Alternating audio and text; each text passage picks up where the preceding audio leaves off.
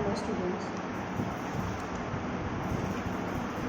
तो बेटा आज हम लोग करेंगे, पहले हमने क्या था बाबर के बारे में पढ़ा था, उसकी जो कॉन्टेस्ट है। आज हम करेंगे हुमायूं के बारे में। तो हुमायूं जो है वो 1530 ईस्वी में बाबर की मृत्यु के पश्चात जो है वो गद्दी पर बैठा। हुमायूं बाबर का बेटा था। उसने दिल्ली को मुगल साम्राज्य की राजधानी बनाया और 1540 ईस्वी में शेरशाह सूरी ने उसको पराजित करके भारत से निकाल दिया। हुमायूं ने शेरशाह सूरी के उत्तराधिकारी सिकंदर शाह को 1555 ईस्वी में पराजित करके दिल्ली पर फिर से अधिकार उसने कर लिया। अचानक से 1556 ईस्वी में पुस्तकालय में, दिल्ली में स्थित पुस्तकालय जो उसकी सीढ़ियों से उतरते हुए वो गिर गया और उसकी मृत्यु हो गई। तो हुमायूं के बारे में ये कहावत प्रसिद्ध है कि वह जीवन भर लड़खड़ाता रहा और लड़खड़ाता ही मर गया। तो उसको जो शासनकाल में जो मुकाबला करना पड़ा, एक उसको ज़्यादातर जो बहादुर शाह के साथ और शेर दोनों के साथ उसको मुकाबला जो करना पड़ा। तो फर्स्ट है हुमायूं एंड बहादुर शाह। तो बहादुर शाह गुजरात का जो शक्तिशाली शासक था, उसने कई क्षेत्रों को अपने अधीन करके अपनी स्थिति को बहुत मजबूत किया था और अब उसकी जो महत्वाकांक्षा थी वो दिल्ली राजगद्दी पर बैठने की थी।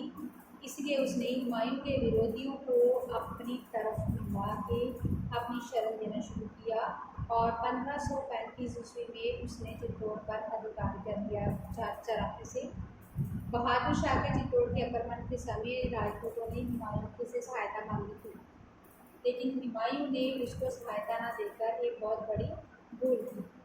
और जब बहादुर शाह ने चित्तौड़ पर विजय प्राप्त कर ली तो हुमायूं के साथ उसका मुकाबला करने का उसने निर्णय कर लिया था। तो उसने मंदसौर के स्थान पर बहादुर शाह को पराजित किया। यहाँ से बहादुर शाह गुजरात चला गया। यहाँ भी हुमायूं ने बहादुर शाह को पहले चंपानेर फिर कैम्बे में पराजित किया। तो हुमायूं ने बहादुर शाह का पीछा ना करके, जो सबसे बड़ी भूल थी, इसी समय मालवा में विद्रोह हो जाने के कारण हुमायूं ने गुजरात में शासन प्रबंध अपने भाई अस्करी को सौंप दिया और अयोग्य होने के कारण अस्करी गुजरात का शासन नहीं चला पाया। ऐसी स्थिति का लाभ उठाते हुए बहादुर शाह ने अस्करी को गुजरात से भगा दिया और गुजरात पर अधिकार कर लिया। शेर खान की पूर्व में शक्ति बढ़ रही थी, तो उसको रोकने के लिए हुमायूं को मालवा छोड़ना पड़ा।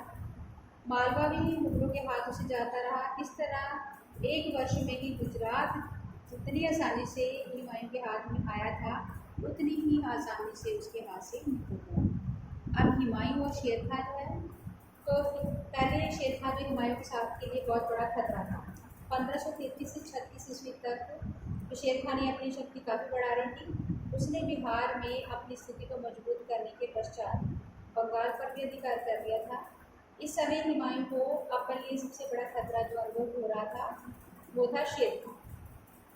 तो हुमायूं ने पहले चुनार के किले को घेरा और 1537 में इस किले पर विजय प्राप्त कर ली। अब हुमायूं ने बंगाल के ऊपर बढ़ना शुरू किया। शेर खान बहुत चालाक था, इसलिए शेर खान ने अपना सारा धन और परिवार रोहतासगढ़ भेज दिया और उसने गौड़ के महलों में भारी मात्रा में शराब और अफीम बंटवा दी। तो हुमायूं ने बड़ी आसानी से बंगाल पर अधिकार कर लिया। हुमायूं जो है इस विजय की प्रसन्नता के कारण रंगरली में डूबा रहा। उसने गौड़ का नाम बदलकर जनतावाद रख दिया। तो शेर खान जो इस सबसे तलाश में था, उसने अपनी पूरी तैयारी कर ली थी और हुमायूं को चारों से घेर दिया। अब इस समय जब उसको अपनी भूल का हुमायूं को एहसास हुआ, तो उस समय बंगाल उसके हाथ से निकल चुका था। तो शेर खान ने उसकी सेना ने उसका पीछा किया। तो 26 जून 1539 ईस्वी को चौसा के स्थान पर पराजित हुई।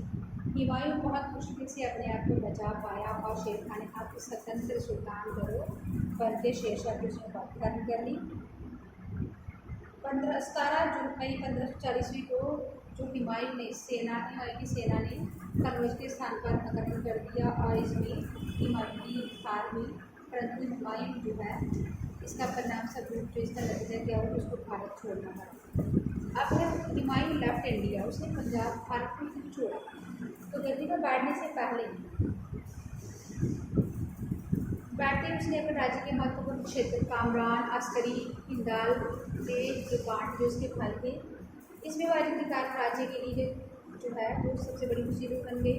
हुमायूं अपने दयालु स्वभाव के कारण अपने भाई को क्षमा कर देता था, परंतु अपनी राज्य विरोधी कार्रवाइयाँ उसने जारी रखी और जो उसके भाई की अपनी राज्य विरोधी कार्रवाइयाँ जारी रखी। हुमायूं को जश्न मनाने, शराब पीने, अफीम खाने का बहुत शौक था। रंग रली उमस होने के कारण वह कोई भी कार्य पूरा नहीं कर सकता था और बिना योजना बनाए हुए कार्य करता था, जिसका फायदा बहादुर शाह ने और शेर शाह ने उठाया और उसको जो है हरा दिया और गलतियों के परिणाम स्वरूप से भारत को छोड़ना पड़ा। नेक्स्ट टॉपिक है शेर शाह सूरी। तो भारतीय इतिहास में शेर शाह सूरी का नाम बहुत प्रसिद्ध है। उसका प्रारंभिक नाम फरीद था। वह एक जगीरदार हसन खां का बेटा था और वह अपनी वीरता और चतुरता के कारण ही दिल्ली की गद्दी पर जा पहुंचा। उसकी जो विजय है उसके बारे में हम करेंगे। तो शेर शाह ने 1540 से 45 तक शासन किया। सिर्फ 5 वर्ष तक उसने शासन किया और उसने जो है अपने छोटे से शासनकाल में ही कई प्रदेशों को अपने अधीन कर लिया था। तो सबसे पहले है कंक्वेस्ट ऑफ पंजाब 1541। तो हुमायूं ने जो है पंजाबी हुमायूं का भाई कामरान राज करता था। तो 1541 ईस्वी में शेर शाह सूरी ने पंजाब की ओर वो आया, उसने कामरान का उसको वहाँ से भगा दिया। Conquest of Malwa 1542। तो मालवा में मल्लू खां का राज था। उसने शेर शाह सूरी को मुगलों के विरुद्ध सहायता देने का वचन दिया था, परंतु ज़रूरत पड़ने पर ऐसा न कर किया उसने। इसके अतिरिक्त उसने अपनी स्वतंत्रता की घोषणा कर दी। इसलिए शेर शाह सूरी ने आक्रमण करके मालवा को अपने साम्राज्य में सम्मिलित किया। उसके बाद है कंक्वेस्ट ऑफ रायसेन। तो रायसेन की जो विजय है इसमें रायसेन मध्य भारत का एक प्रसिद्ध राज्य था। तो भौगोलिक पक्ष से ये बहुत ही महत्वपूर्ण था। तो शेर शाह सूरी इस राज्य पर अधिकार करने की योजना बनाए बैठा था। उसने पूरनमल जो कि इसका शासक था उस पर ये दोष लगाया कि वह राज्य में रह रहे मुसलमानों पर भारी अत्याचार कर रहा है। इसलिए उसने 1543 प्रतिबंध करके उसको जो है कपड़ से किले पर उसके अधिकार कर लिया। उसको राजपूतों का बहुत इस कपड़ से उसने राजपूतों पर अत्याचार किया, इसलिए उसको वहाँ से भगा दिया।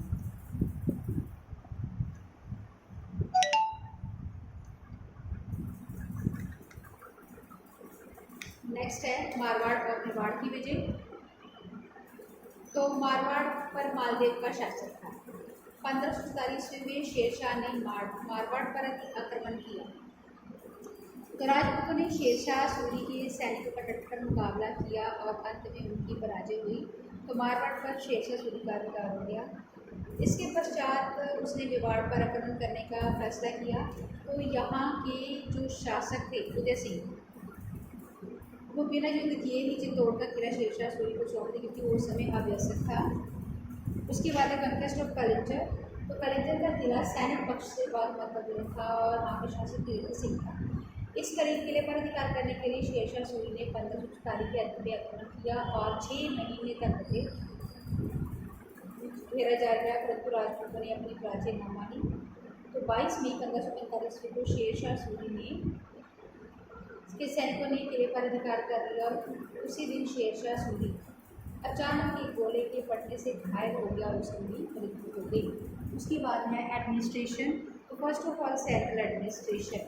तो सेंट्रल एडमिनिस्ट्रेशन जो शेर शाह सूरी न केवल एक महान योद्धा था बल्कि एक बहुत ही अच्छे प्रबंधक भी था। उसने जो है अपने शासन का प्रबंध बहुत ही अच्छे तरीके से किया था। तो केंद्रीय प्रबंध जो इसमें जो सेंट्रल एडमिनिस्ट्रेशन उसमें सबसे पहले आता है सुल्तान। तो राज्य की जो सारी शक्तियाँ थी वो सुल्तान के हाथ में थी। वो शहर का सर्वोच्च अधिकारी था। उसे किसी भी शासक से युद्ध करने और संधि करने का अधिकार प्राप्त था। किसी को सर्वोच्च महत्वपूर्ण पदवियाँ के ऊपर नियुक्ति कर सकता था। अपने इच्छानुसार किसी को भी पदवी से हटा सकता था। वो निरंकुश जो है कह सकते हैं उसकी शक्तियाँ जो है निरंकुश से कम नहीं, वो एक निरंकुश शासक था। उसके बाद डिवीज़न सेकंड में आता है कि मंत्री जो उसमें उसने जो मंत्रियों को अलग अलग मंत्री पद नियुक्त किए गए थे। उसमें दीवानी वजारत था, जो लगान वित्त विभाग का मंत्री था और राज्य की आय और व्यय जो है उसमें उसका ब्यौरा उसके पास होता था। उसके बाद दीवान आरिस जो सेना का मुख्य होता था, सैनिक प्रबंध करना, सेना का अनुशासन रखना उसका कार्य था, उनकी वेतन बांटना। दीवान रसालत तो वो देश मंत्री था और वह राजदूत अपने जितने भी राजदूत थे विदेशों में भेजता था और दूसरे देशों के राजदूतों का अभिनंदन करता था। दीवान इंचा जो घरेलू मंत्री था और सभी शाही आदेशों को प्रांतीय और अन्य संबंधित अधिकारियों के पास भेजता था, सरकारी रिकॉर्ड मेंटेन करता था। दीवानी बारी जासूसी विभाग का मुखिया, जितनी भी घटनाएं घटित होती थी उसकी सूचना देता था। दीवानी कज़ा न्याय मंत्री जो सरकारी काजियों के कार्यों की देखभाल करता था। उसके बाद है एडमिनिस्ट्रेशन सरकार, तो सरकार का प्रशासन प्रबंध की सुविधा के लिए शेरशाह सूरी ने अपने साम्राज्य को 66 सरकारों में बांटा हुआ था और प्रत्येक सरकार में 2 मुख्य अधिकारी होते थे, शिकदार शिकदारान और मुंसिफ मुंसिफा। तो शिकदार शिकदारान ने जो है उसका कार्य जो है वो सरकार में शांति स्थापित करना था, परगने में शिकदारों पर नियंत्रण रखना था और फौजदारी मुकदमों का निर्णय लेना था। तो मुंसिफ मुंसिफान वो लगान इकट्ठा करता था और जो सब लगान से संबंधित अधिकारी थे उनकी देखभाल करता था। उसके बाद है एडमिनिस्ट्रेशन ऑफ परगना, तो स्वराज सरकार ने परगनों में सरकारों को बांटा गया था आगे। तो परगनों का जो मुख्य थे शिकदार और मुंसिफ होता था। तो शिकदार जो है उसका मुख्य कार्य परगने में फिर से शांति स्थापित करने से पहले ने डिस्कस किया। तो उसने जो है कुछ सैनिक अधिकारी रखे होते थे जो शाही आदेशों को लागू करवाता था और मुंसिफ जो है उसकी सहायता करते थे। मुंसिफ जो है उनका कार्य भूमि का एकत्र करना था, भूमि को मापना, उसके जो भूमि से संबंधित जितने भी मामले हैं मुकदमे उनका निर्णय करना। खानसादार तो उसमें जो है खजानादार तो वह परगने की सारी आय का ब्यौरा रखता था और उसके सहयोग देने के लिए जो है कारकुन जिसको कलेक्ट करते हैं उनको नियुक्त किया जाता था। उसके बाद एडमिनिस्ट्रेशन ऑफ विलेजेस, तो गांव का जो प्रबंध है उसमें सबसे छोटी इकाई जो गांव मानी जाती थी और हर एक गांव में जो पंचायतों की जिम्मेवारी होती थी, पंचायत के अतिरिक्त गांव में मुकद्दम पटवारी होते थे।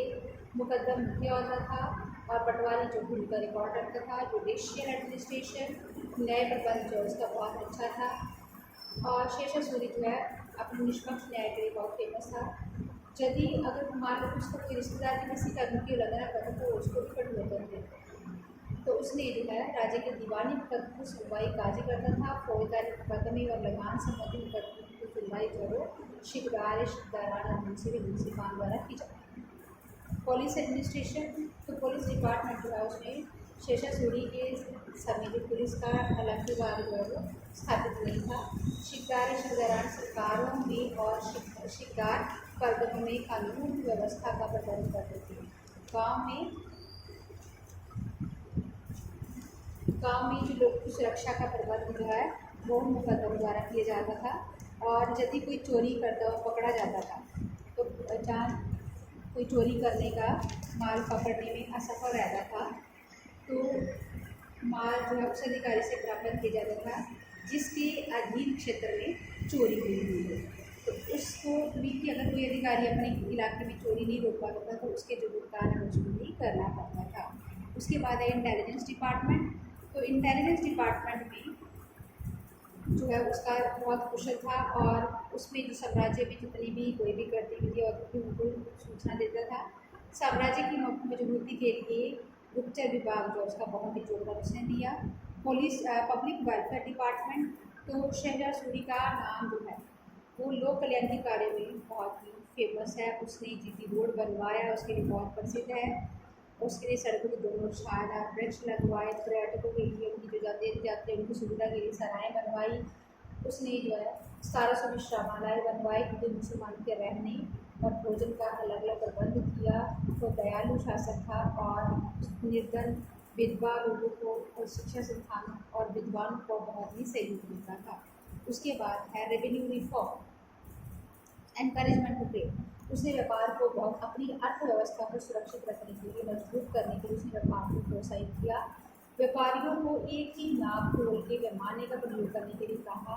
चुंगी कर में कटौती कर दी, व्यापार बहुत ही बढ़ गया उसके समय। उसके बाद है लगान सिस्टम रिफॉर्म, तो शेरशाह सूरी जो है वो जानता था कि किसानों की खुशहाली जो है वो इसी में है कि किसान की खुशहाली तो राजे खुशहाल है, इसलिए उसने जो है लगान प्रणाली के क्षेत्र में महत्वपूर्ण सुधार किए। सबसे पहले शेरशाह सूरी ने मालवा और राजपूताना को छोड़कर सारे साम्राज्य में कृषि योग्य भूमि की पैमाइश की करवाई और उसको जो है 3 वर्ग उत्तम, मध्यम और घटिया में बांटा। तीनों वर्गों के आधार पर सरकार अलग अलग जो लगान नियुक्त करती थी। लगान मूल उपज का 1/3 हिस्सा होता था और लगान नकद या फसल के रूप में लिया जाता था। उसके बाद है मिलिट्री रिफॉर्म। तो मिलिट्री रिफॉर्म में जो है उसने शेरशाह सूरी ने सैनिक प्रबंध में प्रशासनीय सुधार जो है किए।